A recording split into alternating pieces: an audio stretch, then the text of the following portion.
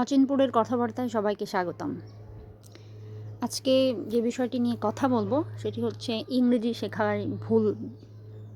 হ্যাঁ, ইংরেজি শেখার ভুল। এখন আমি কি সামগ্রিক অর্থে বলবো নাকি আমার ক্ষেত্রে বলবো? আমি হয়তো আমার ক্ষেত্রেই বলবো, বা আমার আশেপাশে যারা ছিল তাদের যা আমি দেখেছি, অবলোকন করেছি, উপলব্ধি করেছি সেই জায়গা থেকে বলবো। সবার সাথে নাও মিলতে পারে। আমি যেহেতু একটা গ্রামে বড় হয়েছি, প্রত্যন্ত গ্রাম, তো গ্রামের স্কুলে যেটা হয়েছে, আমরা শুনেছি যে হচ্ছে, বা আমাদের টিচাররা বলতো যে মানে সহ, বা বাবা মারাও বলতো যে মানে সহ ইংরেজিটা পড়তে হবে। কিন্তু সেটা সেটা আদৌ হয়েছে কি? মানে এটা ভুল পদ্ধতি ছিল। আমাদের মানে সহ পড়তে হবে, ঠিক আছে, বাট গাইড দেখে, নোট দেখে কেউ বলে দিয়ে ওরকমভাবে না। আমরা একটা শব্দের অর্থ জানলাম, লিখলাম, আমরা বারবার রিডিং পড়বো, নিজে বোঝার ট্রাই করব। এই করে করে কিন্তু আমরা শিখতে পারতাম। কিন্তু আমরা শুরুতে একটা ভুল করে ফেলেছি। সে ভুলটা হচ্ছে, আমরা তো ওটা করিই নাই।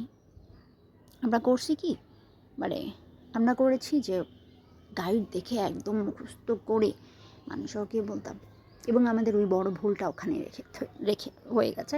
এরপরে আমার কোনো উন্নতি হয় না। আমি যখন 5-এ পরীক্ষা দিয়েছি, আমি কিন্তু ক্লাসের ফার্স্ট গার্ড ছিলাম। তো ওই জায়গা থেকে যখন আমি ওখানে পরীক্ষা দিলাম, ওই ইংরেজিতে 70-60 এরকম মার্ক।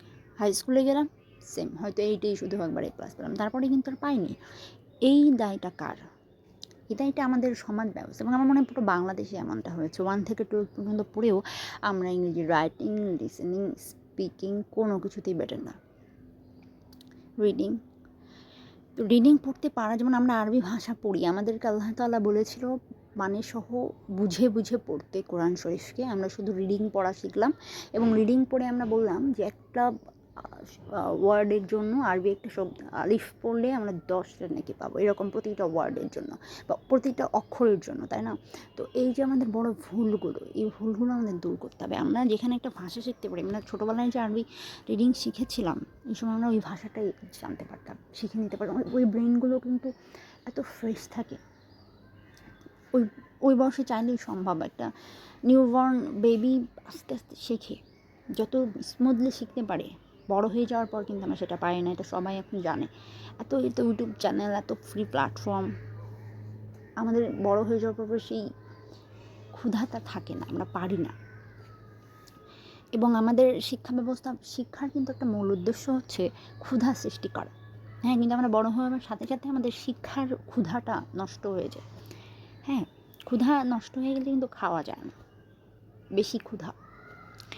তো আমরা তো ওই সময়টাই, এখন যখন ভাবি এই সময়টাই এসে, আমি এখন একটা ভার্সিটিতে পড়ছি, তথাকথিত বাংলাদেশের ওয়েল নোন একটা ইউনিভার্সিটি।